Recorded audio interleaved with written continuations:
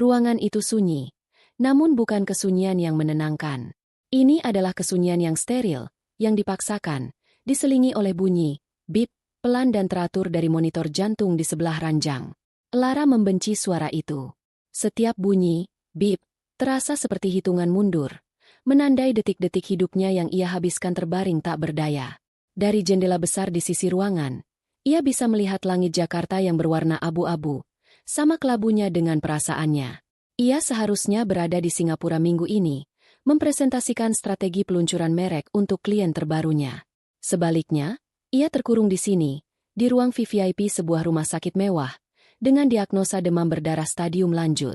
Pembuluh darahnya rapuh, trombositnya anjlok ke level yang membahayakan. Setiap gerakan terasa seperti ada ribuan jarum kecil yang menusuk sendi-sendinya. Kepalanya terasa berat, dipenuhi kabut tebal yang membuatnya sulit berpikir jernih. Selang infus menancap di punggung tangannya, menyalurkan cairan dingin yang membuatnya menggigil meskipun suhu ruangan diatur dengan sempurna. Ia merasa lemah, rapuh, dan sangat sendirian, meskipun suaminya, Baskara, duduk setia di sisinya. Baskara menggenggam tangannya yang tidak diinfus. Genggamannya hangat dan terasa menenangkan, setidaknya di permukaan. Ia tidak melepaskannya selama berjam-jam. Matanya yang biasanya penuh binar jenaka, kini tampak redup oleh kekhawatiran. Ia terus-menerus membasahi bibir Lara yang kering dengan kapas basah, menyelimutinya saat ia menggigil, dan membisikkan kata-kata penenang di telinganya. Ia memainkan perannya dengan sempurna. Suami yang cemas, yang dunianya seolah akan runtuh melihat istrinya terbaring sakit. "Kamu harus kuat, sayang," bisiknya untuk kesekian kalinya. "Aku di sini. Aku tidak akan kemana-mana." Lara hanya bisa mengangguk lemah. Sebagian dari dirinya merasa bersyukur dan terharu. Inilah Baskara yang membuatnya jatuh cinta. Pria yang penuh perhatian, yang bisa membuat wanita manapun merasa menjadi pusat alam semesta. Namun, sebagian kecil dari dirinya, sebuah intuisi tajam yang selama ini membantunya sukses dalam bisnis, merasakan ada nada yang sumbang dalam orkestra keprihatinan ini. Genggaman tangan Baskara terasa sedikit terlalu erat, seolah menahan sesuatu. Tatapan matanya, jika Lara perhatikan dengan saksama di sela-sela kesadarannya yang timbul tenggelam, seringkali melesat ke arah ponselnya yang tergeletak di meja, layar menghadap ke bawah. Sore itu, setelah perawat memeriksa kondisinya dan mengganti kantung infus, Baskara menarik napas panjang. Ia membelai rambut Lara dengan gerakan yang dipenuhi keraguan. Lara bisa merasakannya. Ini adalah pendahuluan dari sebuah berita buruk. "Sayang," ia memulai, suaranya pelan. "Ada sesuatu yang harus aku sampaikan. Dan aku merasa sangat bersalah harus membicarakannya sekarang." Lara menoleh, mengumpulkan sisa tenaganya untuk fokus. "Ada apa, Mas?" Baskara menunduk, menatap tautan tangan mereka. "Kamu ingat proyek resor ramah lingkungan di Raja Ampat yang aku ceritakan? Yang melibatkan investor dari Norwegia itu?" Lara mengangguk. Tentu saja ia ingat. Ia yang pertama kali menghubungkan Baskara dengan firma arsitektur yang merancang konsepnya. Ia juga yang memberikan modal awal untuk perusahaan event organizer Baskara, memungkinkannya menangani proyek-proyek besar seperti ini. Mereka memajukan jadwal pertemuannya. Lanjut Baskara. Suaranya terdengar penuh penyesalan. "Jadwalnya besok lusa. Di Raja Ampat. Aku sudah mencoba menundanya. Aku sudah bilang istriku sedang sakit parah. Tapi mereka tidak bisa. Jadwal mereka sangat padat. Dan ini satu-satunya kesempatan untuk mengunci pendanaan proyek ini. Kalau kesempatan ini hilang, kita akan kehilangan segalanya, sayang." Lara menatap suaminya. Penjelasannya begitu detail. Terlalu detail. Ia menyebut nama investornya, Tuan Eriksen. Ia menyebut nama resornya, Mutiara Biru. Ia menjelaskan betapa pentingnya pertemuan tatap muka di lokasi proyek untuk meyakinkan investor itu. Semua terdengar logis. Semua terdengar sangat penting.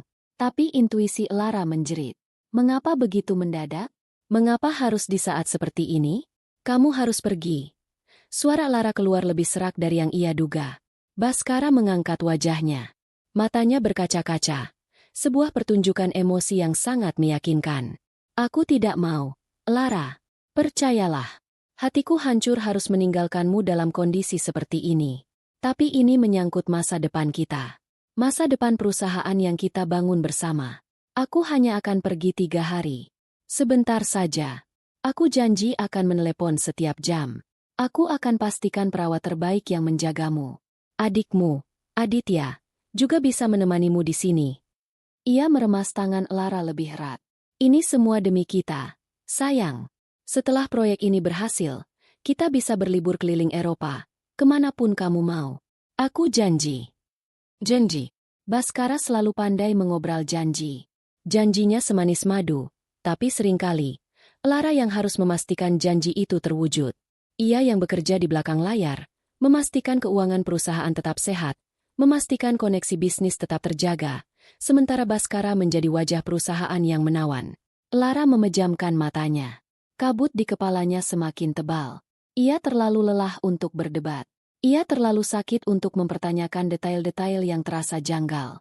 Melawan Baskara saat ia sudah memiliki cerita yang tersusun rapi membutuhkan energi yang sangat besar, dan saat ini, ia bahkan tidak punya energi untuk mengangkat kepalanya dari bantal. Ia hanya ingin semua ini berakhir. Rasa sakit di tubuhnya, dan rasa aneh di hatinya. Pergilah, bisiknya akhirnya.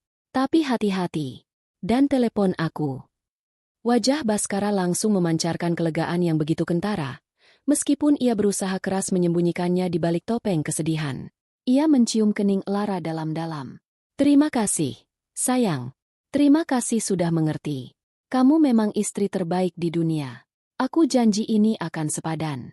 Aku akan segera kembali. Malam itu, Baskara mengemasi tasnya di sudut ruangan. Lara memperhatikannya dalam diam. Gerakannya terlalu bersemangat untuk seseorang yang akan melakukan perjalanan bisnis yang berat. Ia memilih kemeja linen dan celana pendek, bukan pakaian formal untuk bertemu investor. Saat Lara menanyakannya, Baskara menjawab dengan lancar. Pertemuannya santai, di tepi pantai. Mereka ingin suasana yang kasual. Sebelum pergi, ia memeluk Lara sekali lagi. Pelukannya terasa hampa. Aku mencintaimu, bisiknya. Aku juga, balas Lara. Tapi kata-kata itu terasa seperti kebohongan di lidahnya sendiri. Setelah Baskara pergi, ruangan VVIP itu terasa semakin luas dan sunyi. Suara, bip, dari monitor jantung menjadi satu-satunya temannya. Lara menatap lagi ke arah jendela. Langit masih berwarna abu-abu. Ia merasa seperti ada badai yang akan datang. Badai yang jauh lebih mengerikan daripada demam berdarah yang menyerang tubuhnya. Benih kecurigaan itu, yang awalnya hanya sebuah firasat halus, kini telah ditanam dengan kuat di dalam hatinya. Menunggu waktu untuk tumbuh dan menunjukkan wujudnya yang mengerikan. Dan Lara, dalam kelemahannya, hanya bisa menunggu.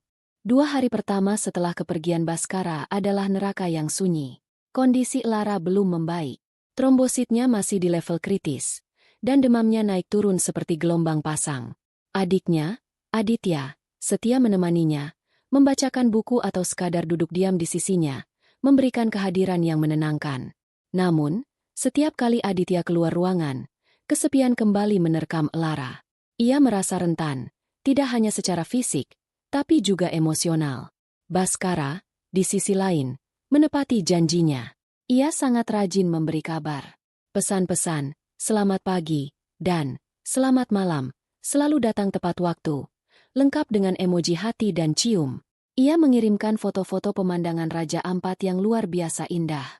Air laut berwarna biru kehijauan yang jernih, pulau-pulau karst yang menjulang megah seperti katedral alam, dan pasir putih yang menyilaukan. Andai kamu di sini, sayang. Tulisnya di bawah sebuah foto matahari terbenam yang dramatis. Semua keindahan ini terasa hampa tanpamu. Setiap hari, di jam yang sama, ia akan melakukan panggilan video. Ia akan memutar kameranya, menunjukkan kepada Lara betapa indahnya tempat ia menginap. Sebuah villa di atas air, dengan balkon pribadi yang langsung menghadap ke lautan lepas. Lara akan tersenyum lemah di depan layar, berusaha terlihat baik-baik saja, sementara di dalam hatinya ada perasaan aneh yang terus menggerogoti. Kontras antara pemandangan surga dunia yang dilihatnya di layar ponsel dengan 4 dinding abu-abu kamarnya yang berbau obat, terasa begitu menyakitkan. Bagaimana pertemuannya? Tanya Lara suatu kali, mencoba mengalihkan pembicaraan dari pemandangan yang indah itu. Oh, berjalan lancar. Sangat lancar. Jawab Baskara dengan cepat. Tuan Eriksen sangat terkesan dengan konsep kita. Tapi dia orang yang sangat detail. jadi kami harus membahasnya berulang-ulang. Melelahkan sekali, tapi aku yakin ini akan berhasil. Lagi-lagi, penjelasannya terdengar seperti naskah yang sudah dihafal. Pada hari ketiga, kondisi Lara mulai menunjukkan sedikit perbaikan. Demamnya turun, dan ia bisa duduk bersandar di tempat tidur tanpa merasa pusing. Saat itulah, di sore hari yang cerah, panggilan video dari Baskara masuk. "Hai, sayang," sapa Baskara. Wajahnya tampak ceria dan segar, kulitnya sedikit lebih gelap karena terbakar matahari. "Lihat ini, aku sedang bersantai di balkon sebelum pertemuan terakhir nanti malam. Pemandangannya luar biasa hari ini." Ia membalik kameranya. Lara melihat pemandangan yang sama seperti kemarin. Laut yang tenang, langit biru tanpa awan, dan beberapa perahu nelayan di kejauhan. Baskara menggerakkan ponselnya ke kiri dan ke kanan dengan perlahan, seolah sedang membuat video sinematik. "Indah, kan?" katanya. "Aku tidak sabar membawamu ke sini nanti." Lara tersenyum tipis. "Indah sekali, Mas." Dan saat itulah terjadi. Sebuah kesalahan sepersekian detik. Sebuah kecerobohan kecil yang akan mengubah segalanya. Saat Baskara mengarahkan kameranya ke arah pintu kaca besar yang menghubungkan balkon dengan kamar villa, terjadi sebuah pantulan. Karena cahaya matahari di luar sangat terang sementara di dalam kamar lebih redup, pintu kaca itu berfungsi seperti cermin gelap. Di cermin gelap itulah, Lara melihatnya. Sebuah bayangan. Bayangan seorang wanita. Wanita itu berdiri di dalam kamar, membelakangi pintu, menghadap ke cermin rias. Ia mengenakan bikini two-piece berwarna merah menyala. Rambutnya yang panjang dan pirang tergerai. Ia sedang mengangkat ponselnya, bibirnya dimajukan dalam pose duck face, yang khas, jelas sedang mengambil foto selfie. Lara membeku. Otaknya bekerja cepat, mencoba memproses gambar yang baru saja ia lihat. Bikini merah itu, rambut pirang itu, pose itu. Ia mengenali semuanya. Ia pernah melihatnya di suatu tempat. Instagram. Ya, di unggahan Instagram seorang model dan selebgram yang beberapa kali bekerja untuk acara yang diorganisir perusahaan Baskara. Namanya Fania. Jantung Lara terasa berhenti berdetak. Bunyi, bip, dari monitor di sebelahnya yang tadinya hanya latar belakang, kini terdengar memekakan telinga. Dunia di sekelilingnya seolah berputar dalam gerakan lambat. Di layar ponselnya, Baskara sudah membalikkan kamera ke wajahnya lagi, tersenyum tanpa menyadari apapun. "Nanti setelah pertemuan ini selesai, aku akan langsung cari tiket pulang paling awal, ya sayang. Aku sudah tidak tahan kangen sama kamu." Celotehnya. Suara Baskara terdengar jauh, seperti datang dari seberang lautan. Lara tidak bisa mendengarnya lagi. Yang bisa ia lihat hanyalah bayangan mengerikan dari bikini merah itu. Jadi ini, Tuan Eriksen.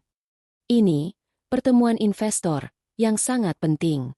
Ini alasan mengapa ia ditinggalkan sendirian saat sedang meregang nyawa. Napasnya menjadi sesak. Bukan karena penyakitnya. Ini adalah sesak yang berbeda. Sesak karena pengkhianatan yang begitu brutal, begitu kejam, yang dilakukan di saat ia berada di titik terlemah dalam hidupnya. "Sayang, Lara, kamu dengar aku?" Suara Baskara terdengar lagi, kali ini dengan nada sedikit cemas. Lara mengerjapkan matanya, memaksa dirinya kembali ke kenyataan. Ia harus mengakhiri panggilan ini. Sekarang juga, ia tidak boleh menunjukkan bahwa ia tahu. Maaf, Mas," katanya. Suaranya bergetar hebat. "Perawat datang. Mau cek tensi. Nanti aku telepon lagi." Tanpa menunggu jawaban Baskara, ia menekan tombol merah untuk mengakhiri panggilan. Ponsel itu terlepas dari genggamannya yang lemas, jatuh ke atas selimut. Ia menatap lurus ke depan, ke dinding abu-abu di hadapannya. Hening. Lalu, setetes air mata jatuh dari sudut matanya. Kemudian disusul oleh tetesan lainnya. Ia tidak terisak. Ia tidak meraung. Ia hanya menangis dalam diam. Air matanya mengalir deras seperti sungai yang bendungannya jebol. Setiap tetes air mata membawa serpihan hatinya yang hancur. Gambaran bikini merah itu terus berputar di kepalanya, tumpang tindih dengan gambar infus di tangannya, dengan wajah cemas adiknya, dengan wajah penuh kepura-puraan Baskara. Rasa sakit fisik yang ia rasakan selama berhari-hari tidak ada apa-apanya dibandingkan dengan rasa sakit ini. Ini adalah rasa sakit yang menggerogoti jiwa. Ia merasa bodoh, naif, dan terhina. Ia merasa seperti lelucon terbesar di dunia. Sementara ia berjuang antara hidup dan mati, suaminya, pria yang ia percayai dengan seluruh hidupnya, sedang bercinta di surga tropis bersama wanita lain, menggunakan uangnya. Ia menangis sampai matanya bengkak dan tenggorokannya kering. Ia menangis sampai tidak ada lagi air mata yang tersisa. Dan di dasar kehancuran itu, saat ia merasa tidak ada lagi yang tersisa dari dirinya, sesuatu yang lain mulai muncul. Sebuah percikan kecil di tengah abu kesedihannya. Percikan itu dingin, gelap, dan tajam. Itu bukan lagi kesedihan. Itu adalah kemarahan. Kemarahan yang murni, yang membeku. Baskara telah melakukan kesalahan terbesar dalam hidupnya. Ia tidak hanya mengkhianati istrinya. Ia telah membangunkan seekor naga yang sedang tertidur. Dan naga ini tidak akan kembali tidur sebelum ia membakar seluruh kebohongan suaminya hingga menjadi debu. Malam itu, perawat yang berjaga menemukan perubahan signifikan pada kondisi Lara. Bukan pada data yang tertera di monitor jantung atau angka trombositnya, melainkan pada sorot matanya. Saat ia masuk untuk memberikan obat, ia tidak lagi menemukan tatapan sayu dan pasrah dari seorang pasien yang lemah. Ia disambut oleh sepasang mata yang tajam, fokus, dan memancarkan cahaya dingin yang membuat bulu kuduknya meremang. Wanita yang terbaring di ranjang itu mungkin masih lemah secara fisik, tapi jiwanya sedang ditempa oleh api amarah menjadi sekeras baja. Air mata Lara sudah kering. Yang tersisa hanyalah endapan garam yang perih di pipinya dan sebuah kejernihan pikiran yang menakutkan. Semua kabut di kepalanya seolah sirna, digantikan oleh fokus yang setajam pisau bedah. Ia memutar ulang gambaran pantulan di kaca itu berulang-ulang. Bukan lagi dengan rasa sakit, tapi dengan ketelitian seorang analis yang sedang mempelajari kelemahan lawannya. Setiap detail, bikini merah, pose selfie, senyum puas yang samar-samar terlihat, menjadi bahan bakar bagi mesin pembalasan yang baru saja ia nyalakan di dalam benaknya. Ia meraih ponselnya dengan tangan yang kini terasa lebih mantap. Ia tidak membuka galeri untuk melihat foto-foto kenangan bersama Baskara. Ia tidak membuka media sosial untuk meluapkan amarahnya. Ia membuka kontak teleponnya. Ada dua orang yang ia butuhkan saat ini. Pion dan bentengnya. Panggilan pertama ia tujukan kepada Aditya, adiknya. Telepon berdering 2 kali sebelum diangkat. "Kak, ada apa? Kamu baik-baik saja? Aku baru saja mau ke sana." Suara Aditya terdengar cemas. "Aku baik-baik saja, Adit," jawab Lara. Suaranya terdengar datar dan tanpa emosi, yang justru membuat Aditya semakin khawatir. "Dengarkan aku baik-baik. Aku tidak punya banyak waktu dan tenaga untuk menjelaskan berulang-ulang. Jadi fokus." Aditya terdiam di seberang sana, merasakan perubahan drastis pada nada bicara kakaknya. "Mas Baskara tidak sedang dalam perjalanan dinas," lanjut Lara. "Dia sedang berlibur di Raja Ampat dengan seorang wanita. Namanya Fania. Seorang model. Aku melihatnya dengan mata kepalaku sendiri." Hening sejenak. Lalu, Lara bisa mendengar Aditya mengumpat dengan kasar. "Brengsek. Aku tahu bajingan itu tidak bisa dipercaya. Aku akan pesan tiket pertama ke Sorong besok pagi. Kak, aku akan menyeretnya pulang dan..." "Berhenti," potong Lara. Suaranya dingin dan tegas. "Jangan bodoh. Jangan gunakan ototmu saat kamu punya otak. Kalau kamu ke sana dan membuat keributan, kamu hanya akan memberinya posisi sebagai korban. Aku tidak mau itu." Aditya terdiam. Amarahnya yang meledak-ledak langsung padam oleh perintah kakaknya yang sedingin es. "Aku butuh kamu di sini, di Jakarta," kata Lara. "Aku butuh kamu menjadi mata, telinga, dan tanganku. Aku butuh kamu bergerak dalam senyap. Aku mau kamu kumpulkan semua bukti digital tentang mereka. Lacak jejak mereka. Media sosial, bukan hanya milik mereka, tapi juga teman-teman mereka. Cari tag lokasi, komentar, unggahan-unggahan lama. Aku mau tahu sejak kapan ini berlangsung." Ia berhenti sejenak, menarik napas. "Dia pasti menggunakan email bersama kita untuk memesan tiket dan hotel." Kata sandinya masih sama seperti tanggal ulang tahun ibu. "Masuk ke sana. Cari semua bukti pemesanan. Aku mau tahu mereka menginap di mana, naik pesawat apa, pakai tur apa yang mereka ambil. Kumpulkan semuanya dalam satu folder. Jangan ada yang terlewat. Kamu bisa melakukannya." "Bisa, Kak. Tentu saja bisa," jawab Aditya sigap. Ia bukan lagi adik kecil yang emosional, tapi seorang prajurit yang baru saja menerima perintah dari komandannya. Aku akan mulai sekarang juga. Bagus. Kabari aku setiap ada perkembangan. Dan ingat, Adit, jangan sampai ada yang tahu. Terutama dia. Aku mengerti, Kak. Setelah menutup telepon dari Aditya, Lara langsung membuat panggilan kedua. Kali ini ke nomor seorang wanita parubaya yang kontaknya ia simpan dengan nama Ibu Rina, legal. Ibu Rina adalah pengacara kepercayaan keluarga Lara selama puluhan tahun. Selamat malam, Bu Rina. Maaf mengganggu. Ini Lara. Sapanya dengan nada formal. Lara? Ya ampun. Nak, tante dengar kamu di rumah sakit. Bagaimana kondisimu? Suara Ibu Rina terdengar hangat dan keibuan. Kondisi saya akan segera membaik, Bu. Jawab Lara. Saya menelepon bukan sebagai keponakan Anda. Saya menelepon sebagai klien. Saya butuh nasihat hukum yang serius. Kehangatan di suara Ibu Rina langsung berganti dengan profesionalisme. Tentu saja. Ada apa? Saya ingin mempersiapkan gugatan cerai terhadap Baskara, kata Lara tanpa basa-basi. Dan kemungkinan, tuntutan hukum pidana atas penggelapan dana perusahaan. Terdengar helaan napas panjang dari seberang telepon. Tante sudah menduga hari ini akan datang, kata Ibu Rina pelan, lebih pada dirinya sendiri. Baik, Lara, ceritakan semuanya. Lara menceritakan kejadian itu dengan ringkas, akurat, dan tanpa emosi. Ia menjelaskan tentang liburan di Raja Ampat, tentang wanita bernama Fania, dan tentang kecurigaannya bahwa semua ini dibiayai oleh uang perusahaan. Langkah yang bagus dengan menyuruh Aditya mengumpulkan bukti digital. Puji Ibu Rina. Itu akan menjadi fondasi yang kuat. Sekarang, kita perlu memperkuatnya dari sisi keuangan dan hukum aset. Pertama, apakah kalian punya perjanjian pranikah? Tidak ada, Bu. Dulu saya terlalu percaya padanya. Tidak apa-apa. Itu bukan akhir dunia, kata Ibu Rina menenangkan. Perusahaan event organizer itu, modal awalnya 100% dari kamu, kan? Dari dana warisan ayahmu. Betul, Bu. Semua bukti transfernya masih saya simpan. Sangat bagus. Itu artinya kita bisa berargumen bahwa perusahaan itu adalah harta bawaanmu, bukan harta Gonogini. Kita harus segera mengamankan semua dokumen kepemilikan. Akta pendirian, rekening koran perusahaan, sertifikat rumah dan aset lainnya. Di mana kamu menyimpannya? Semua dokumen asli ada di brankas pribadi saya di bank. Sempurna, kata Ibu Rina.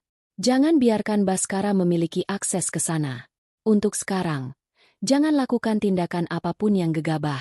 Biarkan dia merasa aman dalam kebohongannya. Biarkan dia menikmati surganya. Sementara itu, kita di sini akan mempersiapkan neraka untuk kepulangannya. Saya akan mulai menyusun draft gugatannya besok pagi. Setelah panggilan berakhir, Lara meletakkan ponselnya. Ia menatap langit-langit kamarnya yang putih. Untuk pertama kalinya dalam beberapa hari, ia tidak merasa seperti seorang pasien. Ia merasa seperti seorang jenderal yang sedang memetakan medan pertempuran di dalam tenda komandonya.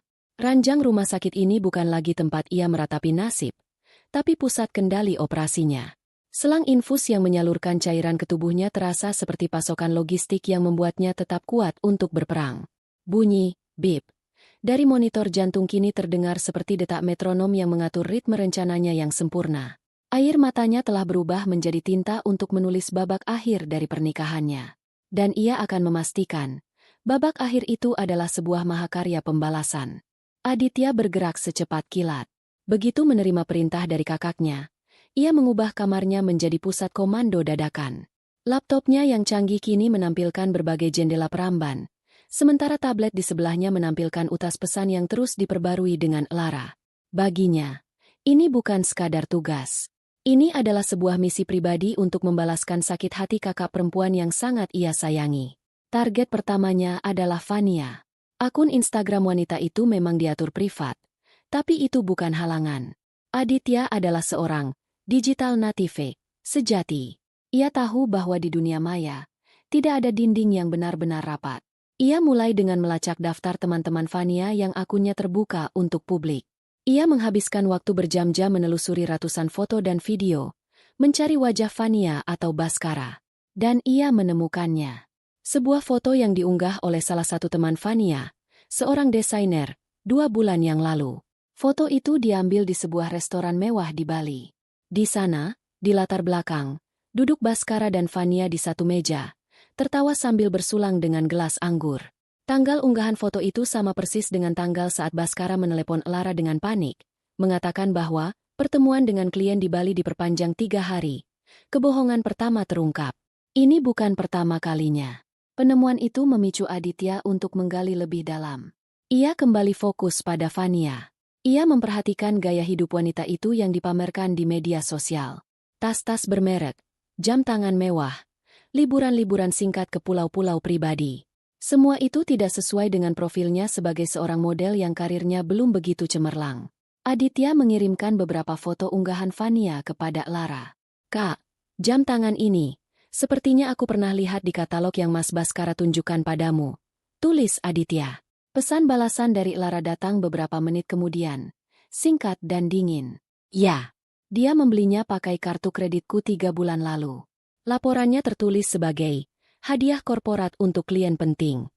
Potongan-potongan puzzle mulai menyatu, membentuk sebuah gambar pengkhianatan yang jauh lebih besar dan sistematis dari yang Lara bayangkan. Langkah selanjutnya adalah membobol sarang mereka. Aditya memasukkan kata sandi ke dalam akun email bersama itu. Berhasil. Email itu seperti kotak Pandora yang terbuka. Isinya adalah bukti-bukti yang tak terbantahkan. Ada email konfirmasi pemesanan dari sebuah resor paling mewah dan terpencil di Raja Ampat. Paket yang dipesan bukan paket biasa, melainkan romantik getawai Pak KG, yang mencakup villa pribadi di atas air, makan malam diterangi cahaya lilin di pantai, dan sesi spa untuk pasangan. Nama yang tertera di pemesanan adalah Bapak dan Ibu Baskara. Amarah mendidih di dalam diri Aditya. Ia mengambil tangkapan layar dari semua bukti itu dan langsung mengirimkannya ke Lara. Di rumah sakit, Lara menatap layar ponselnya. Tangannya terkepal erat hingga buku-buku jarinya memutih. Ibu Baskara. Wanita itu berani menggunakan namanya. Penghinaan ini tidak akan ia lupakan. Tidak berhenti di situ. Aditya terus menggulir. Ia menemukan puluhan email konfirmasi dari berbagai situs belanja daring. Barang-barang yang dibeli sangat pribadi, gaun-gaun mahal, sepatu hak tinggi, bahkan beberapa set lingerie sutra. Yang membuatnya curiga adalah alamat pengirimannya. Bukan alamat rumah mereka, melainkan alamat sebuah apartemen servis premium di pusat bisnis Jakarta. Aditya langsung melakukan pencarian berdasarkan alamat itu. Ia menemukan bahwa apartemen itu disewa atas nama Baskara. Ini adalah sarang rahasia mereka. Tempat mereka bertemu selama ini, tepat di bawah hidung Lara. Sementara Aditya sibuk membongkar kebusukan mereka di dunia maya, Lara memulai operasinya di dunia nyata. Berbekal nasihat dari Ibu Rina, ia menghubungi Pak Tirta, kepala bagian keuangan di perusahaan Baskara. Pak Tirta adalah orang kepercayaan Lara, seorang pria tua jujur yang sudah bekerja padanya bahkan sebelum Baskara masuk ke dalam hidupnya. "Selamat siang, Pak Tirta. Maaf mengganggu. Saya butuh bantuan rahasia dari Bapak," kata Lara melalui telepon. Suaranya sengaja dibuat terdengar lemah. "Siang, Bu Lara. Apapun untuk Ibu. Bagaimana kondisi Ibu?" "Masih dalam pemulihan, Pak. Begini, ada tawaran merger yang sangat potensial masuk. Tapi sebelum lanjut, investor meminta due diligence yang ketat. Saya butuh Bapak menarik semua data laporan pengeluaran direksi, terutama yang menggunakan kartu kredit perusahaan atas nama Pak Baskara, selama setahun terakhir. Saya butuh rinciannya, tanpa ada yang tahu. Ini sangat rahasia." Alasan itu terdengar profesional dan tidak mencurigakan. Pak Tirta, yang sebenarnya sudah lama menaruh curiga pada gaya hidup Baskara yang tidak sesuai dengan gaji direkturnya, langsung menyanggupi. Dalam 2 hari, Pak Tirta mengirimkan sebuah file terenkripsi ke email pribadi Lara. Isinya adalah sebuah laporan keuangan yang mengerikan. Tagihan-tagihan makan malam di restoran mewah pada hari kerja yang selalu di atas 5 juta rupiah. Tagihan hotel di akhir pekan dengan alasan survei lokasi acara. Dan yang paling parah, puluhan faktur dari vendor-vendor event organizer yang terdengar asing. Pak Tirta memberikan catatan kecil. "Bu, beberapa vendor ini sepertinya fiktif. Alamatnya tidak ada dan rekening banknya atas nama perorangan." Lara membuka folder yang dikirimkan oleh Aditya, membandingkannya dengan laporan dari Pak Tirta. Semuanya cocok. Tanggal makan malam mewah Baskara sama dengan tanggal Fania mengunggah foto makanan di restoran yang sama. Tanggal tagihan hotel di Bandung sama dengan tanggal Fania dan teman-temannya mengunggah stories liburan di sana. Dan uang yang ditransfer ke vendor-vendor fiktif itu, kemungkinan besar masuk ke kantong pribadi mereka. Malam itu, Lara menatap semua bukti yang terkumpul di layar tabletnya. Diagram pengkhianatan itu kini terpampang jelas di hadapannya.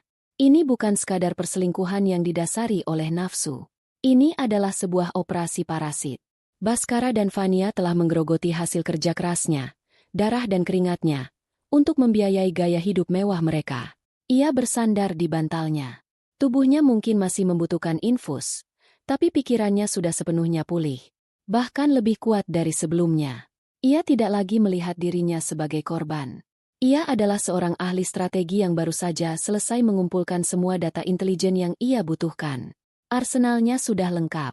Setiap foto, setiap tagihan, setiap faktur palsu adalah sebutir peluru. Dan ia sudah siap untuk melepaskan tembakan pertamanya. Baskara dan Fania mungkin sedang menikmati surga mereka. Mereka tidak tahu bahwa di sebuah kamar rumah sakit yang sunyi, neraka sedang dirancang khusus untuk menyambut kepulangan mereka. Pagi itu, ada secercah harapan di ruang VVIP yang selama ini muram. Dokter yang memeriksa Lara tersenyum untuk pertama kalinya. Trombosit ibu menunjukkan tren naik, katanya sambil menunjuk angka di hasil lab terbaru. Ini pertanda sangat baik. Krisisnya sudah lewat. Sekarang kita fokus pada pemulihan. Tetap istirahat total, ya. Berita itu seperti suntikan adrenalin bagi Lara. Krisis di tubuhnya mungkin sudah lewat, tapi krisis dalam hidupnya baru akan ia mulai. Energi yang selama ini ia gunakan untuk melawan penyakit, kini bisa ia alihkan sepenuhnya untuk menjalankan rencananya. Ia tidak mau menunggu lagi. Hari ini adalah harinya. Ia akan melancarkan serangan pertamanya, tepat saat Baskara dan Fania sedang berada di puncak kenyamanan mereka, di surga tropis mereka yang palsu. Ia mengambil tabletnya, membuka folder berisi bukti-bukti yang dikirimkan Aditya. Ia menatap sebuah foto. Foto Fania yang sedang berpose di tepi kolam renang pribadi di villa mereka, mengenakan bikini merah yang sama. Keterangan fotonya, Living the Dream. Lara tersenyum dingin. Ia akan memastikan mimpi itu berubah menjadi mimpi buruk. Panggilan telepon pertamanya ia tujukan ke layanan perbankan prioritas. Ia sengaja melakukannya di jam makan siang, saat ia tahu lalu lintas panggilan sedang sibuk, sehingga ia punya cukup waktu untuk membangun ceritanya. Setelah melalui verifikasi data diri yang ia jawab dengan lancar dan tenang, ia mulai beraksi. "Selamat siang, Mbak." Sapanya dengan suara yang sengaja dibuat sedikit panik dan lemah. "Saya Lara, nasabah Anda. Saya sedang dirawat di rumah sakit, dan sepertinya dompet saya baru saja hilang atau dicuri dari kamar saya. Saya sangat khawatir." Petugas di seberang sana langsung merespons dengan nada prihatin. "Baik, Ibu Lara, kami turut prihatin. Apa saja yang ada di dalam dompet Ibu?" "Kartu kredit utama saya, yang platinum itu. Beberapa kartu debit juga," jawab Lara. "Dan yang paling membuat saya cemas, saya punya beberapa kartu kredit tambahan yang dipegang oleh suami saya, Bapak Baskara. Beliau sedang ada perjalanan bisnis di luar kota. Saya takut sekali jika informasi dari kartu saya yang hilang ini disalahgunakan untuk mengakses kartu-kartu tambahan tersebut. Saya tidak mau ambil risiko." Ia berhenti sejenak, membiarkan petugas ban mencerna kekhawatirannya yang terdengar sangat logis. "Untuk langkah pengamanan," lanjut Lara, "saya minta tolong untuk segera memblokir semua kartu yang terhubung dengan rekening saya. Saya ulangi, semuanya. Kartu utama saya, dan semua kartu tambahan atas nama suami saya. Saya tidak peduli jika itu merepotkan. Keamanan nomor 1. Tolong blokir secara permanen sekarang juga." "Baik, Ibu. Saya mengerti. Akan kami proses segera," kata petugas itu. Lara menunggu di telepon, mendengarkan suara ketikan keyboard di seberang sana. Setiap ketukan terdengar seperti paku yang menancap di peti mati kemewahan Baskara. Beberapa menit kemudian, petugas itu kembali. "Baik, Ibu Lara. Sudah kami konfirmasi. Semua kartu kredit atas nama Ibu Lara dan kartu tambahan atas nama Bapak Baskara telah berhasil kami blokir secara permanen. Kartu pengganti akan kami proses dan kirimkan ke alamat Ibu dalam 7 hari kerja." "Terima kasih banyak, Mbak." "Terima kasih. kata Lara dengan suara penuh kelegaan palsu. Ia menutup telepon. Serangan pertama berhasil. Jalur suplai dana utama telah diputus. Ia merasakan secercah kepuasan yang dingin. Ia membayangkan Bhaskara dan Vania. Mungkin saat ini sedang bersiap untuk makan siang mewah atau memesan paket tur menyelam yang mahal. Mereka tidak tahu bahwa kartu plastik di dompet mereka kini tidak lebih berharga dari sepotong sampah. Tapi Lara belum selesai. Ia tahu Bhaskara cukup licik untuk mencari jalan lain. Ia bisa saja menggunakan dana darurat dari rekening operasional perusahaan. Lara tidak akan membiarkan itu terjadi. Panggilan keduanya ia tujukan kepada Pak Tirta. Kali ini, nada suaranya berubah. Tidak ada lagi kepanikan palsu. Yang ada adalah nada tegas seorang pemimpin yang mengambil keputusan sulit. Pak Tirta, ini Lara. Saya harap Bapak tidak keberatan saya langsung ke intinya. Katanya, tentu, Bu, silahkan. Berdasarkan temuan dari data yang Bapak kirimkan, saya melihat ada banyak sekali kejanggalan yang sangat serius. Ini tidak bisa ditolerir, kata Lara. Demi mengamankan aset perusahaan dari potensi kerugian yang lebih besar, saya sebagai pemilik modal dan direktur utama, memutuskan untuk mengambil langkah darurat.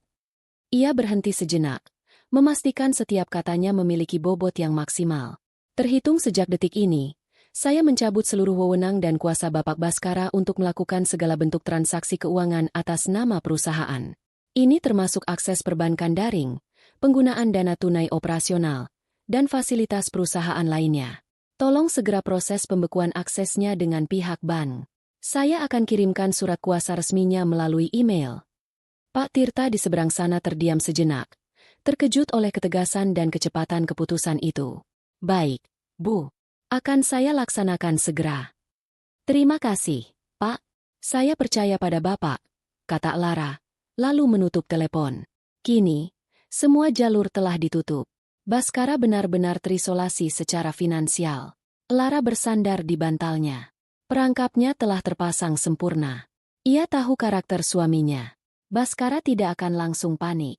Ia akan merasa kesal, mengira ini hanya kesalahan teknis. Ia akan mencoba lagi, di tempat lain. Lalu, saat semua kartunya ditolak, kekesalan itu akan berubah menjadi kebingungan, kemudian kepanikan. Dan benar saja. 3 jam kemudian, ponsel Lara bergetar. Nama, suamiku, terpampang di layar. Lara membiarkannya berdering beberapa saat sebelum mengangkatnya, mempersiapkan dirinya untuk memainkan peran sebagai istri yang sakit dan tidak tahu apa-apa. Halo, Mas? Sapanya dengan suara lemah. Sayang. Akhirnya diangkat juga. Ini ada masalah gila. Suara Bhaskara terdengar panik dan sangat kesal. Kartu kreditku ditolak semua. Dari tadi aku coba di restoran, terus di tempat penyewaan alat selam. Semuanya ditolak. Ini memalukan sekali. Ada apa sih dengan bank kita? Lara diam sejenak, lalu menjawab dengan nada bingung. Hah? Ditolak? Masa sih? Aku nggak tahu apa-apa, Mas. Dari tadi aku tidur saja. Coba kamu telepon call centernya sekarang juga. Tanyakan ada apa. Aku nggak bisa hubungi dari sini. Sinyalnya jelek untuk telepon biasa. Desak Bhaskara. Sekarang, Mas? Lara sengaja membuat suaranya terdengar semakin lemah. Aku nggak kuat, Mas. Kepalaku pusing sekali. Perawat baru saja kasih aku obat penurun panas dosis tinggi. Rasanya ngantuk sekali. Mataku berat. Ia menguap dengan meyakinkan. Mungkin kamu coba pakai kartu debitmu dulu? Atau pakai uang tunai? Aku mau istirahat dulu. Ya, Mas. Maaf sekali, nanti kalau sudah baikan aku coba telepon bank. Sebelum Bhaskara sempat memprotes lebih lanjut, Lara mematikan sambungan telepon. Ia kemudian mengaktifkan mode, jangan ganggu, di ponselnya. Ia tidak akan menerima panggilan lagi hari ini. Ia membayangkan wajah Bhaskara yang frustrasi, berdiri di bawah terik matahari Raja Ampat, berkeringat bukan hanya karena panas, tapi juga karena panik. Ia membayangkan wajah Vania yang cantik itu mulai cemberut karena fasilitas mewah yang dijanjikan tiba-tiba lenyap. Di dalam kamar rumah sakit yang sejuk dan tenang, Lara menutup matanya. Ia tidak tersenyum. Ia tidak merasakan kegembiraan. Ia hanya merasakan kepuasan yang dingin dan absolut. Ia telah menarik kartu pertamanya. Dan ia tahu, kartu itu telah meruntuhkan fondasi surga palsu mereka. Badai akan segera datang di Raja Ampat. Badai yang ia ciptakan dari ranjang rumah sakitnya. Surga itu runtuh tepat di meja makan. Baskara dan Vania sedang duduk di salah satu restoran terbaik di resor itu.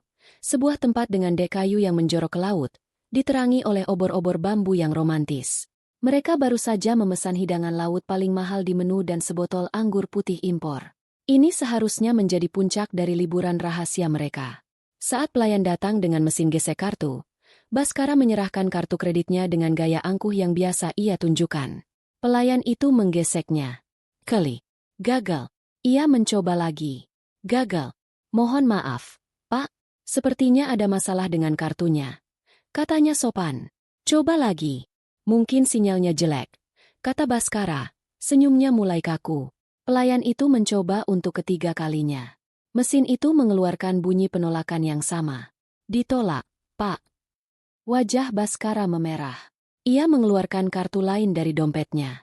Kartu tambahan yang berbeda. Hasilnya sama. Ditolak. Semua mata di meja-meja sebelah seolah tertuju pada mereka. Vania, yang sedari tadi sibuk mengambil foto makanan untuk konten media sosialnya, berhenti dan menatap Baskara dengan pandangan tak percaya. Ada apa, Bas? Bisiknya tajam. Jangan bilang kamu lupa bayar tagihan. Tentu saja tidak, balas Baskara gusar. Ia mencoba menelepon Lara, tapi panggilannya langsung dialihkan ke pesan suara. Ia mencoba menelepon lagi. Sama saja, kepanikan mulai menjalari dirinya. Ia tidak punya cukup uang tunai untuk membayar tagihan semahal itu. Akhirnya, dengan menahan malu yang luar biasa, ia harus berbicara dengan manajer restoran, meninggalkan jam tangannya sebagai jaminan, dan berjanji akan melunasinya besok pagi. Mereka berjalan keluar dari restoran itu di tengah tatapan kasihan dan cemooh dari pengunjung lain.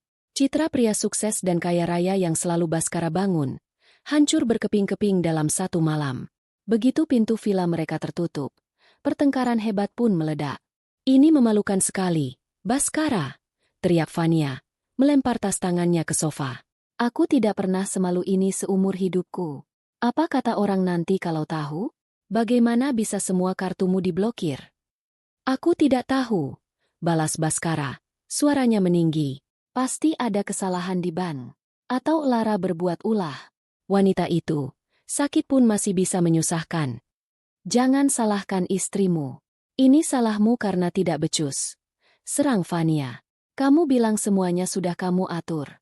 Kamu bilang aku tidak perlu khawatir soal apapun. Lalu ini apa? Kita terdampar di pulau antah berantah ini tanpa uang. Argumen itu membuka tabir hubungan mereka. Vania marah bukan karena khawatir pada Baskara, tapi karena kenyamanan dan kemewahan yang ia nikmati terancam. Baskara marah bukan karena ia mengkhawatirkan Lara, tapi karena egonya terluka dan topengnya sebagai pria mapan terlepas. Mereka saling menyalahkan, saling meneriakkan kata-kata kasar. Villa mewah yang tadinya menjadi saksi bisu kemesraan mereka, kini menjadi arena pertarungan yang sengit. Keesokan harinya, keadaan menjadi lebih buruk. Mereka tidak bisa lagi memesan makanan dari layanan kamar. Mereka tidak bisa mengikuti tur snorkeling yang sudah mereka rencanakan. Mereka benar-benar terkurung di dalam sangkar emas mereka. Baskara menghabiskan sepanjang pagi mencoba menghubungi Lara, namun ponselnya tetap tidak aktif. Ia mencoba menghubungi bank, tapi karena ia hanya pemegang kartu tambahan, mereka tidak bisa memberikan informasi apapun tanpa persetujuan pemegang kartu utama.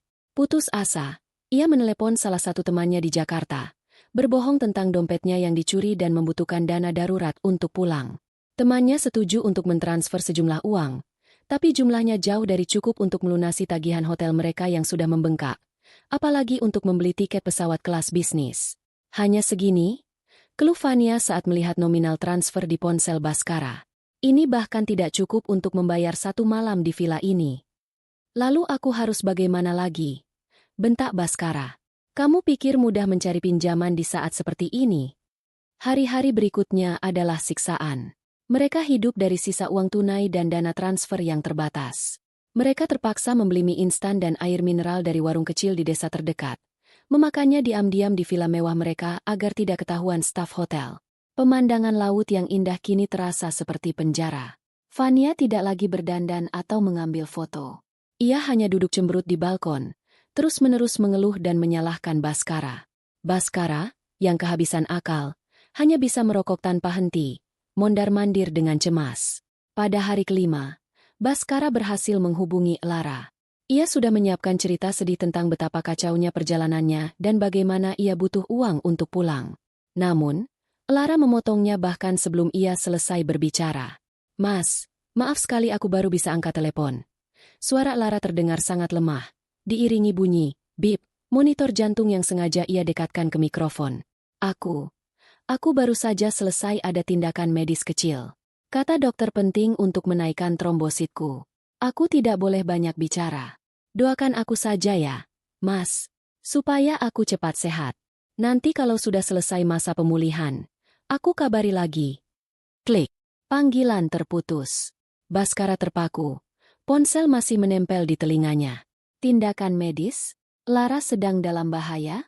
Rasa bersalah yang selama ini berhasil ia tekan, tiba-tiba muncul ke permukaan, mencekiknya. Bagaimana bisa ia memikirkan masalah uangnya sementara istrinya mungkin sedang berjuang untuk hidupnya? Kebohongan Lara adalah sebuah serangan pamungkas. Sebuah pukulan telak yang tidak hanya menyerang logistiknya, tapi juga psikologisnya. Ia merasa seperti monster terkeji di dunia.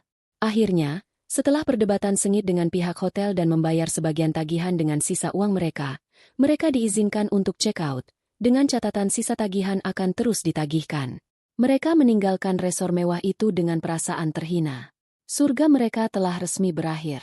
Mereka menyewa ojek untuk membawa mereka ke sebuah penginapan murah di Waisai, tempat para backpacker biasa menginap.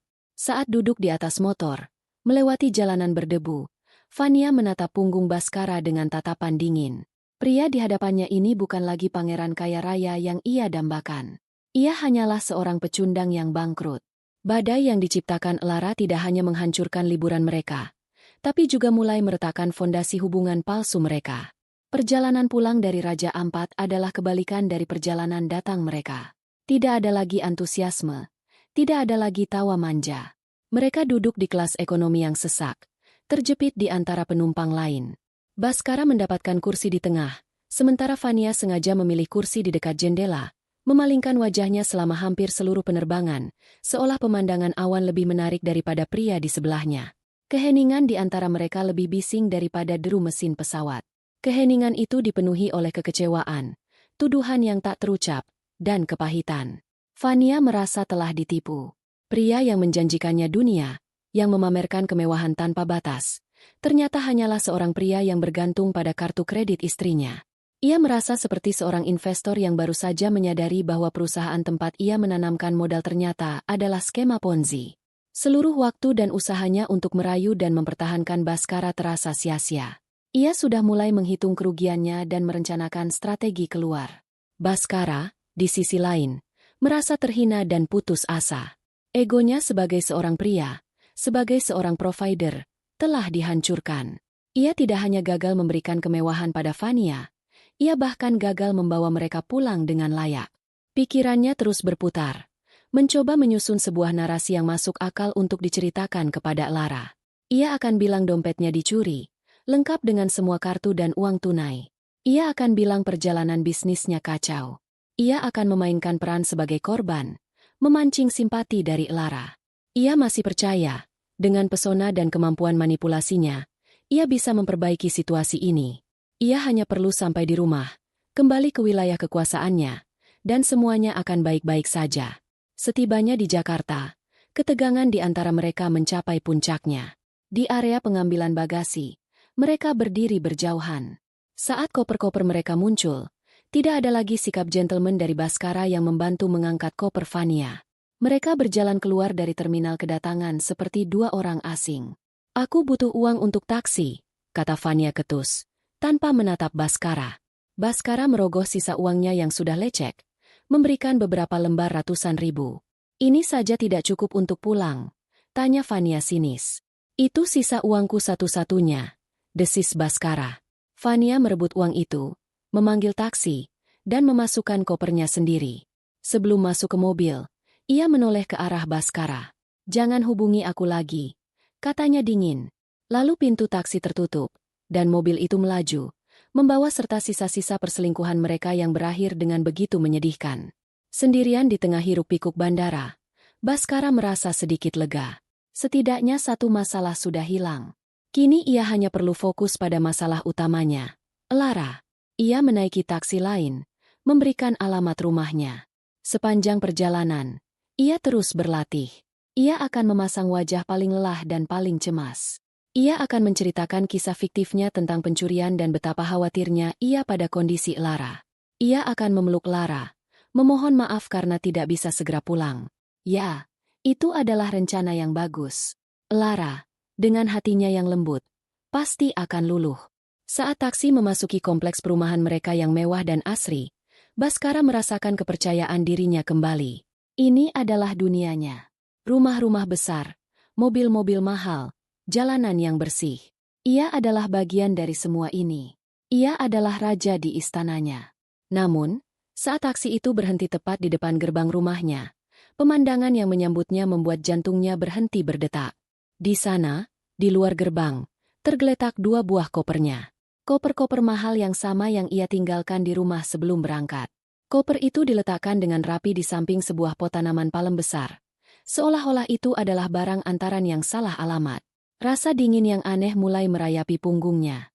Ia membayar ongkos taksi dengan terburu-buru, turun dari mobil, dan mendekati gerbang. Ia mengeluarkan kuncinya dari saku.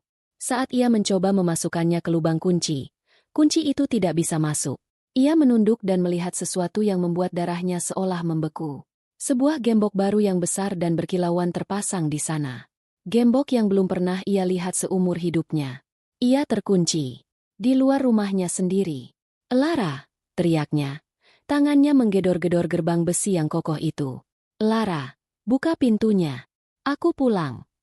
Tidak ada jawaban. Rumah besar itu tampak sunyi dan gelap. Meskipun matahari sore masih bersinar terang, lampu-lampu taman yang biasanya otomatis menyala, kini padam. "Lara, ini tidak lucu," teriaknya lagi. Kepanikan mulai menjalari suaranya. Ia mencoba menelepon Lara. Panggilannya langsung masuk ke pesan suara. Ia diblokir. Amarahnya meledak. Ia menendang gerbang itu dengan frustrasi. Saat itulah matanya menangkap sesuatu yang menempel di pilar pintu utama di balik gerbang. Sebuah amplop coklat berukuran A4. Namanya, Baskara Prawira. Tertulis di atasnya dengan huruf kapital yang dicetak rapi dan dingin. Dengan tangan gemetar, ia meraih amplop itu dari sela-sela jeruji gerbang. Ia merobeknya dengan tidak sabar. Isinya bukan surat tulisan tangan dari Lara. Isinya adalah beberapa lembar kertas dengan kop surat sebuah firma hukum ternama. Ia mulai membaca. Matanya bergerak cepat dari satu baris ke baris berikutnya. Setiap kalimat terasa seperti pukulan telak ke ulu hatinya. Halaman pertama, surat pemberitahuan resmi pengajuan gugatan cerai di pengadilan agama, dengan alasan perselingkuhan dan penelantaran istri dalam keadaan sakit, pasal 19 huruf F Peraturan Pemerintah No. 9 tahun 1975. Halaman kedua, salinan surat perintah perlindungan sementara. Sebuah perintah hukum yang melarangnya untuk mendekati, menghubungi, atau memasuki properti yang terdaftar atas nama Lara Anindita, termasuk rumah yang kini berdiri megah di hadapannya. Pelanggaran atas perintah ini akan berakibat tuntutan pidana. Halaman ketiga, surat pemberitahuan dari Dewan Direksi Perusahaan, Citra Pesona Kreasi. Memberitahukan bahwa posisinya sebagai Direktur Operasional telah dinonaktifkan untuk sementara waktu, sambil menunggu hasil audit internal atas dugaan penyalahgunaan dan penggelapan dana perusahaan. Semua fasilitas perusahaan, termasuk akses perbankan, dicabut dengan segera. Baskara merasa lututnya lemas. Ia merosot, bersandar pada gerbang yang dingin itu. Kertas-kertas di tangannya bergetar hebat. Ini tidak mungkin. Bagaimana Lara bisa bergerak secepat ini? Sekejam ini, istri yang ia kenal adalah wanita yang lembut, pemaaf, dan sedikit naif. Wanita yang menyusun rencana ini adalah seseorang yang sama sekali berbeda. Seseorang yang dingin, penuh perhitungan, dan tanpa ampun. Ia menatap rumah di hadapannya. Rumah yang selama ini ia anggap sebagai simbol kesuksesannya, istananya. Kini rumah itu terasa seperti benteng musuh yang tak bisa ia tembus. Ia bukan lagi raja. Ia hanyalah seorang penyusup yang diusir. Ia tidak punya rumah, tidak punya pekerjaan, dan akan segera menghadapi pertempuran hukum yang ia tahu tidak akan bisa ia menangkan. Kepulangannya yang seharusnya menjadi momen untuk kembali memegang kendali, justru menjadi momen di mana ia menyadari bahwa ia telah kehilangan segalanya. Permainan telah berakhir, dan ia bahkan tidak sadar kapan ia mulai kalah. Seminggu setelah hari yang menghancurkan itu adalah minggu terpanjang dalam hidup Baskara. Ia hidup nomaden, berpindah dari satu hotel melati ke hotel melati lainnya, berusaha menghemat sisa uangnya yang menipis dengan cepat. Ia mencoba menghubungi teman-temannya, orang-orang yang dulu sering ia traktir makan malam mahal, tapi kini teleponnya jarang diangkat. Berita tentang keretakan rumah tangganya dan masalah di perusahaannya rupanya menyebar lebih cepat dari api. Ia menjadi paria. Setiap hari ia melewati rumahnya, berharap melihat tanda-tanda kehidupan, berharap bisa berbicara dengan Lara, tapi rumah itu tetap sunyi seperti kuburan. Ia akhirnya menyewa seorang pengacara. Seorang kenalan lama yang lebih banyak menangani kasus-kasus kecil. Setelah melihat dokumen yang diterima Baskara, pengacara itu hanya bisa menggelengkan kepala. Posisimu sangat lemah, Bas. Sangat lemah, katanya pesimis. Di puncak keputusasaannya, sebuah email resmi masuk ke ponselnya. Sebuah undangan. Bukan, ini lebih terasa seperti sebuah panggilan menghadap. Ia diminta untuk menghadiri sebuah pertemuan di kantor firma hukum, Rina Wicaksana O Partners. Pengacara Lara. Pertemuan itu dijadwalkan 3 hari lagi. Mau tidak mau, ia harus datang. Pada hari yang ditentukan, Baskara berusaha tampil serapi mungkin dengan kemeja lamanya yang sedikit kusut. Ia masuk ke lobi gedung pencakar langit yang menjulang itu, merasa kecil dan tidak pada tempatnya. Kantor firma hukum itu berada di lantai teratas, dengan pemandangan kota yang membentang luas. Semuanya memancarkan aura kekuasaan dan kemahalan, kontras dengan kehidupannya yang kini berantakan. Seorang sekretaris mengantarnya ke sebuah ruang rapat besar. Di dalam, di balik meja mahoni panjang yang mengilap, lawan-lawannya sudah menunggu. Di tengah, duduk Lara. Baskara nyaris tidak mengenalinya. Wanita di hadapannya bukan lagi istri lemah yang ia tinggalkan di rumah sakit. Lara tampak bersinar. Ia sehat, segar, dan rambutnya ditata dengan sempurna. Ia mengenakan sebuah blazer berwarna navy yang tajam, memancarkan aura kepercayaan diri yang mutlak.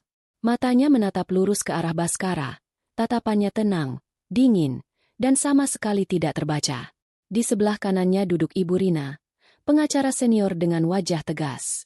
Di sebelah kirinya, duduk Aditya, menatap Baskara dengan kebencian yang nyaris tidak disembunyikan. Baskara duduk di kursi kosong di seberang mereka, di samping pengacaranya yang tampak gugup. Papan catur telah tertata. Dan ia tahu, ia berada di pihak yang akan kalah. Ia mencoba memulai dengan strategi andalannya, pesona dan manipulasi. Lara, sayang. Ia memulai, suaranya dibuat serak dan penuh penyesalan. Aku tahu aku salah.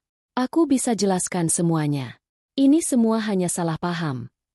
Ibu Rina mengangkat tangannya, menghentikan kalimat Baskara. Selamat pagi, Bapak Baskara, katanya dengan nada formal yang dingin. Mohon maaf, kita di sini bukan untuk mendengarkan drama personal. Kita di sini untuk mendiskusikan fakta dan mencari resolusi yang efisien. Klien kami tidak tertarik dengan penjelasan Anda. Rasa panas menjalar di wajah Baskara. Ia dipermalukan bahkan sebelum memulai.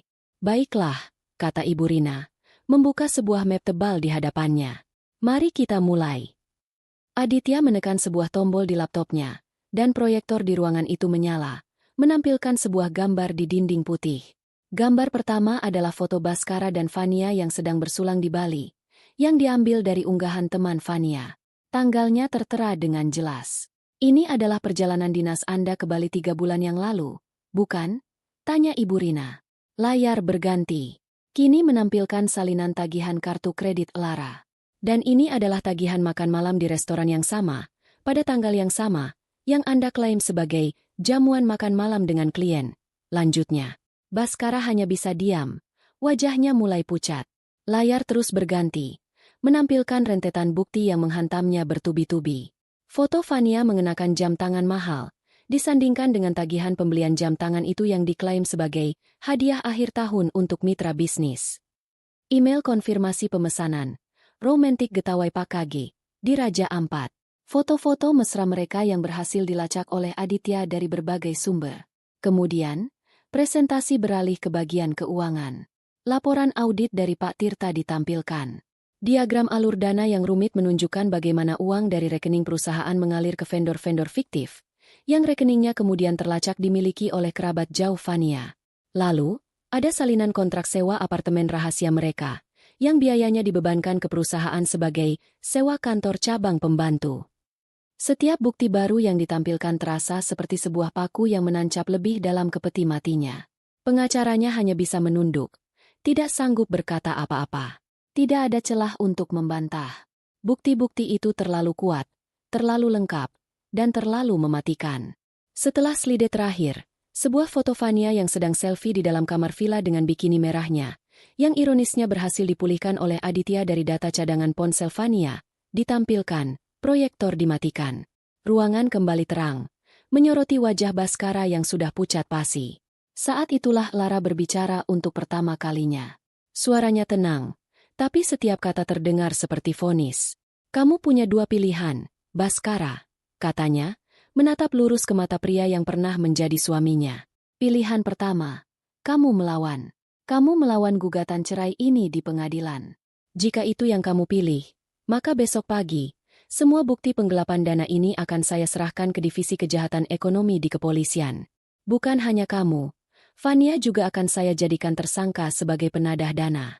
Kalian berdua akan berakhir di penjara. Karir, nama baik, dan kebebasan kalian akan hilang selamanya.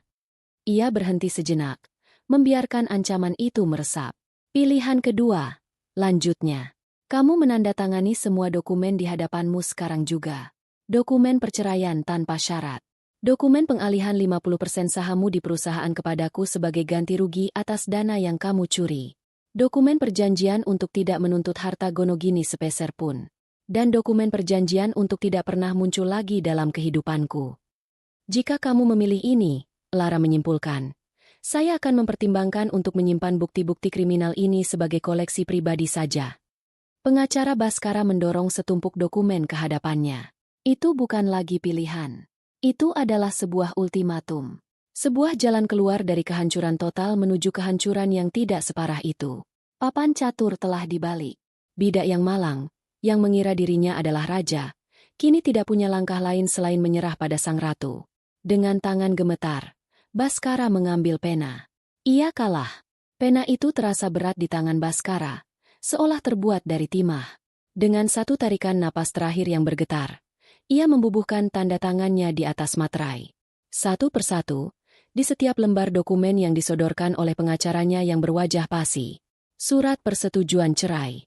Surat pengalihan saham.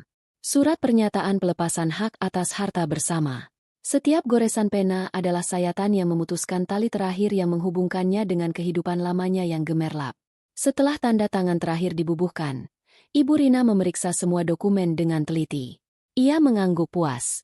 Baiklah, katanya. Suaranya tidak mengandung simpati sedikit pun. Pertemuan ini selesai. Salinan dokumen akan dikirimkan ke kantor pengacara Anda. Itu adalah sebuah pengusiran yang sopan. Baskara bangkit. Kakinya terasa seperti jeli. Ia tidak berani menatap Lara. Ia hanya berjalan keluar dari ruang rapat itu. Punggungnya terasa seperti ditusuk oleh tatapan dingin Aditya. Ia berjalan melewati lobi marmer yang mewah, keluar melalui pintu kaca otomatis yang mendesis terbuka, dan melangkah ke trotoar Jakarta yang panas dan bising. Ia berdiri di sana sejenak, bingung. Untuk pertama kalinya dalam 10 tahun, ia tidak punya tempat untuk pulang. Ia adalah seorang pria tanpa rumah, tanpa pekerjaan, tanpa istri, dan tanpa masa depan. Reruntuhan dari kesombongannya sendiri. Hari-hari berikutnya adalah sebuah penurunan yang curam dan brutal ke dasar jurang. Sisa uang dari pinjaman temannya menipis dengan cepat hanya untuk membayar kamar hotel murah yang pengap dan berbau asap rokok. Ia mencoba menghubungi Fania, bukan karena cinta, tapi karena putus asa. Mungkin Fania masih punya sedikit uang, atau setidaknya bisa memberinya tempat menumpang. Panggilannya tidak diangkat. Pesannya hanya dibaca. Ia akhirnya menemukan Fania melalui unggahan media sosial temannya. Ia mendatangi kafe mewah tempat foto itu diambil. Ia melihat Fania di sana, duduk di meja sudut, tertawa manja dengan seorang pria tambun berumur yang mengenakan jam tangan Rolex emas. Baskara mendekati meja mereka dengan ragu. Fania, panggilnya pelan. Fania menoleh. Senyum di wajahnya langsung lenyap. digantikan oleh ekspresi jijik. "Mau apa kamu di sini?" desisnya. Aku butuh bantuan," kata Baskara, menelan harga dirinya. Vania tertawa sinis. "Bantuan? Pria bangkrut sepertimu mau minta bantuan padaku? Dengar ya, Bas, hubungan kita sudah selesai.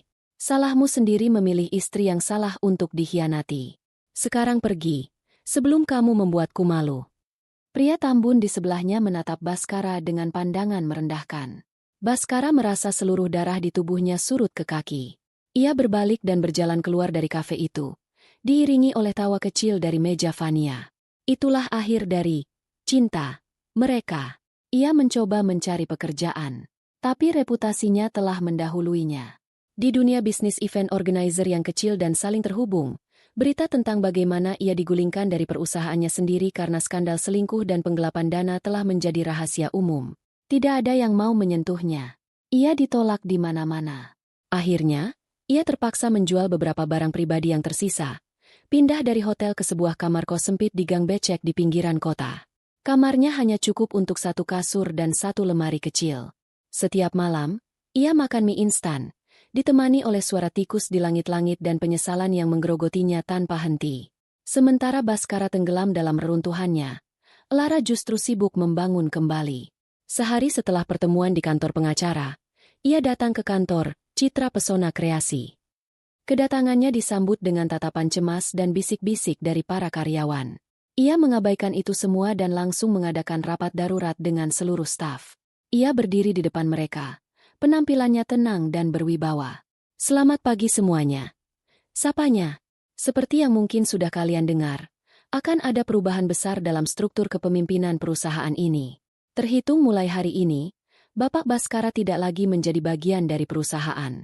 Saya, Lara Anindita, sebagai pendiri dan pemilik saham sepenuhnya, akan mengambil alih kendali operasional secara langsung." Ia tidak perlu menjelaskan alasannya. Keheningan di ruangan itu sudah cukup menjelaskan bahwa semua orang mengerti. "Saya tahu ada banyak ketidakpastian," lanjutnya. "Tapi saya ingin kalian tahu satu hal. Perusahaan ini tidak akan runtuh. Sebaliknya, kita akan membangunnya kembali menjadi lebih kuat, lebih besar, dan lebih baik. Kita akan membangunnya di atas fondasi yang baru, fondasi integritas, transparansi, dan kerja keras yang tulus." Ia kemudian memaparkan rencananya. Ia mengumumkan promosi Pak Tirta menjadi Direktur Keuangan yang baru, sebuah keputusan yang disambut dengan tepuk tangan lega dari para karyawan senior yang menghormati Pak Tirta. Ia mengumumkan akan mengganti nama perusahaan, untuk menandai era yang baru. Citra Pesona Kreasi, nama yang dipilih Baskara, akan segera pensiun. Hari-hari berikutnya, Lara bekerja tanpa lelah. Ia seperti seorang ahli restorasi yang memperbaiki sebuah bangunan bersejarah yang rusak dari dalam. Ia merombak sistem keuangan, membenahi alur kerja, dan bertemu dengan setiap klien satu persatu untuk meyakinkan mereka bahwa perusahaan berada di tangan yang aman. Ia juga mulai membersihkan jejak Baskara dari kehidupan pribadinya. Ia menyumbangkan semua pakaian dan barang-barang pribadi Baskara yang tersisa di rumah. Ia menyewa jasa desainer interior untuk mengubah ruang kerja Baskara menjadi sebuah studio seni yang terang, tempat ia bisa melukis lagi. Rumah yang tadinya terasa dingin dan penuh kenangan buruk, perlahan kembali menjadi sebuah rumah yang hangat, yang mencerminkan kepribadiannya sendiri. Kontras antara kehidupan mereka begitu tajam. Suatu malam, saat Baskara sedang duduk di pinggir ranjangnya yang reot, menatap dinding kamarnya yang berjamur, Lara sedang berada di sebuah acara jamuan makan malam penting. Ia baru saja berhasil memenangkan tender untuk menyelenggarakan sebuah konferensi internasional, proyek terbesar dalam sejarah perusahaannya. Ia tampak anggun dalam balutan gaun malam, bersulang dengan para klien penting, senyumnya tulus dan penuh percaya diri. Di waktu yang lain, saat Baskara sedang mengantre untuk membeli nasi warteg dengan sisa uang terakhirnya, sebuah majalah bisnis terkemuka baru saja merilis artikel utama mereka. Di sampulnya, terpampang foto Lara dengan judul besar, "Sang Ratu Mengambil Kembali Tahtanya, Kisah Inspiratif Lara Anindita dalam Revolusi Bisnisnya." Artikel itu memujinya sebagai ikon kepemimpinan wanita yang tangguh dan visioner. Reruntuhan itu kini memiliki pemilik yang jelas. Baskara terkubur di bawah puing-puing kesombongan, kebohongan, dan pengkhianatannya. Sementara Lara, ia berdiri tegak di atas puing-puing pernikahannya yang hancur, tidak untuk meratapinya, tapi untuk menjadikannya fondasi dalam membangun sebuah kerajaan baru yang jauh lebih megah. Kerajaan yang ia bangun sendiri, untuk dirinya sendiri. 1 tahun berlalu. Waktu, seperti air, mengalir tanpa henti, mengikis kenangan pahit dan menumbuhkan kehidupan baru di atas tanah yang tadinya tandus. Bagi Lara, 1 tahun itu adalah periode transformasi yang luar biasa. Malam itu, ia berdiri di atas panggung sebuah ballroom hotel yang gemerlap. Ia mengenakan gaun berwarna perak yang berkilauan di bawah sorotan lampu, memegang sebuah piala kristal yang berat di tangannya. Perusahaannya, yang kini bernama Lara Creations, baru saja memenangkan penghargaan sebagai event organizer terbaik tahun ini. Ia mendekati mikrofon, menatap ratusan wajah di hadapannya yang bertepuk tangan meriah. Di meja depan, ia bisa melihat Aditya dan Pak Tirta tersenyum bangga. "Terima kasih," ia memulai. Suaranya jernih dan penuh rasa syukur. Setahun yang lalu, perusahaan ini berada di titik terendahnya. Ada banyak yang meragukan apakah kami bisa bertahan. Tapi malam ini, kami berdiri di sini. Ini bukan kemenangan saya. Ini adalah kemenangan sebuah tim yang percaya pada kekuatan integritas. Ini adalah bukti bahwa ketika kita membangun sesuatu di atas kejujuran dan kerja keras, fondasinya tidak akan pernah runtuh. Pidatonya singkat, tapi pesannya kuat. Ia tidak menyebut masa lalunya, tapi semua orang di industri itu tahu cerita di baliknya. Ia tidak berbicara tentang balas dendam, tapi tentang kebangkitan. Ia telah mengubah narasi hidupnya, dari kisah seorang istri yang dikhianati menjadi kisah seorang pemimpin yang menginspirasi. Setelah acara selesai, ia menolak ajakan untuk pergi ke pesta perayaan. Ia hanya ingin pulang. Sopirnya mengantarnya melewati jalanan Jakarta di malam hari. Saat mobil berhenti di lampu merah, matanya tanpa sengaja menangkap sebuah pemandangan di seberang jalan. Di sebuah dealer mobil bekas yang terang benderang, beberapa orang sales sedang berkumpul. Salah satunya, yang berdiri sedikit di pinggir, tampak sangat familiar. Pria itu lebih kurus, rambutnya sedikit menipis, dan senyum yang ia pasang untuk seorang calon pembeli tampak dipaksakan dan lelah. Itu adalah Baskara. Lara menatapnya selama beberapa detik. Tidak ada rasa benci, tidak ada rasa kasihan, tidak ada rasa puas. Ia tidak merasakan apa-apa. Pria itu kini benar-benar hanya bagian dari masa lalunya yang jauh. Seperti teman sekelas di sekolah dasar yang nyaris tidak ia ingat namanya. Saat lampu berubah hijau dan mobil kembali melaju, ia memalingkan wajahnya tanpa berpikir 2 kali. Bab itu telah benar-benar ditutup. Rumahnya menyambutnya dengan kehangatan. Tidak ada lagi keheningan yang menyesakkan. Kini rumah itu diisi oleh lukisan-lukisan karyanya yang berwarna cerah di dinding, rak-rak buku yang penuh, dan seekor kucing adopsi yang langsung menggesekkan badannya di kakinya. Rumah itu adalah cerminan jiwanya, penuh warna, mandiri, dan damai. Sebulan kemudian, Lara memutuskan untuk mengambil liburan. Bukan liburan mewah untuk pamer, tapi sebuah perjalanan untuk dirinya sendiri. Ia tidak pergi ke Eropa atau Maldives. Ia memilih untuk pergi ke Sumba. Ia menyewa sebuah villa kecil yang menghadap langsung ke padang sabana yang luas dan lautan yang biru. Pada pagi terakhirnya di sana, ia bangun sebelum matahari terbit. Ia membuat secangkir kopi, membawa buku catatannya, dan duduk di teras kayu villanya, menghadap ke timur. Perlahan, langit yang gelap mulai berubah warna. Semburat jingga, merah muda, dan ungu mulai melukis cakrawala. Udara terasa segar dan bersih. Ia membuka buku catatannya. Di halaman pertama, ia menulis sebuah judul, Babak Baru. Ia mulai menulis, bukan tentang masa lalu, tapi tentang masa depan. Tentang rencana untuk membuka cabang baru, Lara Creations, di Bali. Tentang ide untuk mendirikan sebuah yayasan yang membantu para wanita korban kekerasan dalam rumah tangga untuk bangkit dan mandiri secara finansial. Tentang keinginannya untuk belajar menyelam dan menjelajahi keindahan bawah laut Indonesia. Keindahan yang sesungguhnya. Saat garis pertama matahari muncul di ufuk, menyebarkan cahaya keemasannya ke seluruh penjuru negeri, Lara meletakkan penanya. Ia menatap fajar yang baru itu. Fajar yang begitu indah, begitu penuh janji. Ia teringat pada foto-foto, surga, palsu yang pernah dikirimkan Baskara kepadanya. Pemandangan di hadapannya saat ini jauh lebih indah. Bukan karena lokasinya, tapi karena ia melihatnya dengan mata yang berbeda. Ia tidak lagi membutuhkan orang lain untuk menciptakan surga untuknya. Ia telah melalui nerakanya sendiri, berjalan melewati apinya, dan keluar menjadi pribadi yang utuh. Ia telah belajar bahwa kebahagiaan sejati bukanlah tentang memiliki pernikahan yang sempurna atau kehidupan yang tampak ideal di mata orang lain. Kebahagiaan sejati adalah memiliki dirinya sendiri. Sepenuhnya, tanpa syarat. Ia tersenyum. Senyum yang tulus, damai, dan penuh kekuatan. Ia menghirup udara pagi yang segar dalam-dalam. Fajar telah tiba. Dan Elara, sang ratu di kerajaannya sendiri, siap untuk menyambut hari yang baru.